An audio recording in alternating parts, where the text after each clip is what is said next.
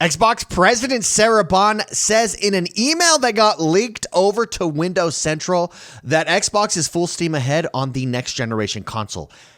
She also said, and she said this before, it's not like this leaked email is revealing anything new to us, except for that there's a new preservation team coming where there's a team focused just on preserving old games and preserving access to games for Xbox, which I think is fantastic. We're going to discuss that. We're going to go over the news story detailing the leaked emails here in just a moment, but she did say that they're full steam ahead on the next generation Xbox. She also said that this is going to be the biggest generational leap ever. And this is something that, again, it's not new. They talked about it in their press conference that they did where they discuss, here's the decision why we're moving games like Sea of Thieves over to PlayStation and stuff like that. Sarah Bond did say it's going to be the biggest generational leap. What does that look like? I don't think that's selling points. I don't think that's talking points. I think they're for real on that. When you look at Xbox history, Xbox, the original Xbox and the Xbox 360 were the biggest, they were more powerful. That's exactly what they were there for. That's why they had so much success. The Xbox One lost that. The Xbox One lost focus a little bit, and we've gotten it back with the Xbox Series X. But the largest generational leap, that's going to be very interesting. So that means from the Xbox to the Xbox 360, which was a pretty big jump, it's going to be bigger than that. From the Xbox One to the Xbox Series X, which also, in my mind, is actually a pretty big jump because of just the speed. Think about the speed of these systems alone. That's a huge jump. So it's going to be very interesting. I'm back, guys. Sorry I was away traveling this week, so we didn't get to do videos. This is our first video of the week. Very excited to be here. Thank you for being here. Make sure you like and subscribe if you haven't yet. Let's jump into the news story here real quick. Exclusive. This is over at windowscentral.com. Go check them out. Exclusive. Xbox President Sarah Bond has set up a new team dedicated to game preservation and forward compatibility. I like that. The backward compatibility program will continue to future Xbox hardware. Sarah Bond was promoted to Xbox president a few short months ago and kickstarted something of a reorganization to streamline Microsoft's gaming organization to position itself for the future. With Activision Blizzard now acquired, Xbox has become something of a gaming powerhouse. Yes, it is. Absolutely. With huge platforms across Xbox console and cloud, PC gaming, mobile titles, and subscription services. Even when you disregard the millions of Xbox Game Pass subscribers, Microsoft counts various other subscription service gaming businesses within that fold, from Fallout, first to Minecraft Realms and World of Warcraft. The complexity of Xbox business is doubtless a huge challenge, but there are similarly huge opportunities ahead of the firm. To that end, Sarah Bond recently sent out an email to rally her troops, while also sharing some interesting bits of news in the process. Microsoft has confirmed to us that the correspondence is genuine. So here's what she said in these emails. This is Sarah Bond, quote, "It's been nearly 6 months since we came together as an organization. Our collective achievements in that time frame are tremendous. Everyone should feel incredibly proud of what we've achieved and excited about the opportunities ahead," Sarah said. "We are moving full speed ahead on our next generation hardware, focused on delivering the biggest technological leap ever in a generation." And so what does that look like? The biggest technological leap ever in a generation. What features are we going to get in the next gen Xbox?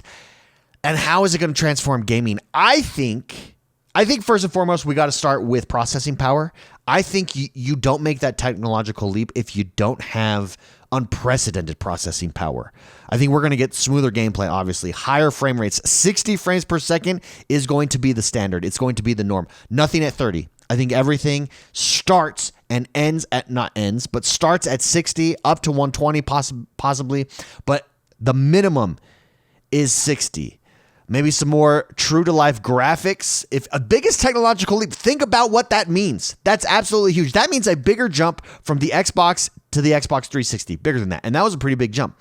Bigger jump from the Xbox 360 to the Xbox One and the Xbox One to the Series X. Now, I thought we got a pretty big jump this generation. I don't think we've seen it pay off, but in just speed alone, I can't go back. It's so fast. It's so fast right now.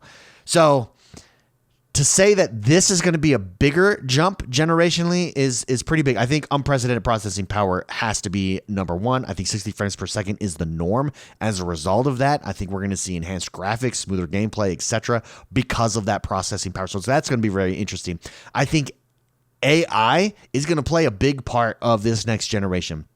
I think more dynamic and responsive game environments. I think NPC characters are going to be this next level world building experience where hello, like you go through Skyrim right now and it's the same response that you get. I think we're going to get a myriad of responses. I think we're going to be having discussions with NPCs that make the world feel more alive and interactive than we've ever had before. The question is, does Xbox support VR? I don't know. I don't think so. I don't think that it needs to. I don't think that it needs to. I think let other people explore VR. If you're on the PC anyways, and Xbox is, let PC handle VR. I don't think that a console needs to do it. I think that that's a rabbit hole that we don't need to go down. I do think we're going to go mobile. So let me rephrase that. I'm not sure that the main console is going to be mobile. I think we're going to have some sort of mobile option, i.e., the Nintendo Switch or the Steam Deck, something like that, but as an option. So Steam Deck doesn't take away from PCs. You have the PC, you have a Steam Deck. Most people with a Steam Deck have a PC. I think that's going to be something that Xbox offers going forward as well. But the largest technological jump, I would love to know what you guys want to see in that. What do you think that means? I think we have speed already. I think we're talking about power here. I think it's power, and then AI. I think those are the two big ones here. I think 60 frames per second becomes the norm. And I think really where this leap comes in is in AI and in what that enables in world building and stuff like that. But that's not all. We learned a little bit more. So Sarah also touched upon Microsoft's innovation in gaming AI, understood to be a big part of Microsoft's vision for the future of Xbox. We were recently told, this is Windows Central, remember, that departing XM tech lead and AI innovator Kareem Kadri was known within the org for putting players and developers first. It seems that influence will continue driving Microsoft's thought processes on tech. She said, this is Sarah Bond, quote, "We're innovating in gaming AI, focused on delivering player first, developer first for discovery, engagement, and creator velocity." Interesting. Now, one thing that set the Xbox apart and the Xbox 360 is that it was easier for developers to develop there. That's why there was such a huge library of games on the Xbox 360. It's DirectX. Literally, it was if you develop for PC, you can develop for the 360 and the Xbox. It's the same experience. Whereas that didn't exist at the time. That was very novel at the time. So do they do something with AI here to really help creators, to help developers, to make it easier for them to bring their experiences from PC, make it seamless from PC to Xbox and back and forth again? That could be something as well. Further in the email, Sarah describes how Microsoft is continuing its work to integrate Activision Blizzard games and Battle.net into Xbox Game Pass and PC Game Pass. Here's what she said. "We are integrating Activision Blizzard King titles into our services. We launched Diablo 4 into Game Pass, and Xbox has quickly become the number one platform for D4 players." Bond reiterated some of the other games on the horizon for Xbox. We're integrating with Battle.net, all while watching COD, Warzone, mobile, and preparing for the upcoming Hellblade 2, Avowed, and Indiana Jones and the Great Circle. That's huge. I mean, just look at that lineup. It's a very exciting time to be at Xbox. Look at that lineup. Look at all what's coming. We're integrating with Battle.net. That's interesting. Can we see World of Warcraft on the Xbox? What does that integration look like on the Xbox side of things? Ooh, that's interesting and exciting. As part of her emails to the team, here's where we get into game preservation here. As part of her emails to the team, Sarah Bond revealed that Microsoft has now set up a dedicated team to ensure the future-proofing of the current Xbox game library against future hardware paradigm shifts, ensuring that our games remain accessible long into the future. Quote, "We have formed a new team dedicated to game preservation, important to all of us at Xbox and the industry itself," Bond said. "We are building on our strong history of delivering backwards compatibility to our players, and we remain committed to bringing forward the amazing library of games for future generation of players to enjoy." She also, Sarah Bond, addressed, so first of all, I think that future-proofing games and game preservation is incredibly important in the digital age, especially. I think that games and gaming have become a huge part of culture. I think that there's a cultural significance here to preserving games. I think it's vital for saving the history and culture of gaming. Where did we come from as games? What especially in sequels. Like, that's why I love Master Chief Collection. I think the Master Chief Collection is phenomenal. It enables you to go back and to experience those games, even if you're a first-time player. Now, everything is experienced in context, so you're not experiencing it with the same context that a player had then when it was the first time that a first-person shooter was really focused on a console at that kind of level. The first time that you were able to go through a campaign with your friends at that level of detail and the way that the enemy interacted with you. So you don't get that because that's out of context. That's the norm now. That wasn't the norm back then. So it was groundbreaking. But it's still important to keep that cultural significance in those types of game. I think there's also nostalgia here. There's personal nostalgia for players, and it's important for that. So we can go back. For instance, again, I'm going to use Master Chief Collection as the example here. There's a nostalgia to going back and experiencing that game. When you fire up number one, I remember sitting down with my friend Chris Ferguson and going through that campaign together, and it brings back memories and senses. My senses are firing and all. That's the power of gaming, and that's what that nostalgia brings. I think, furthermore, there's educational value.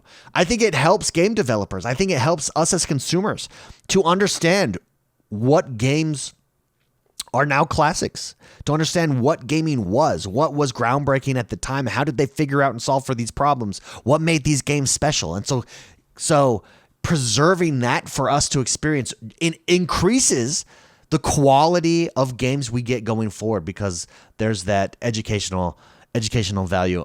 I named games like Halo Combat Evolved there that I think are important. Think about Elder Scrolls Morrowind. That was a big deal too on Xbox, or for instance, Psychonauts, the first Psychonauts, another big deal.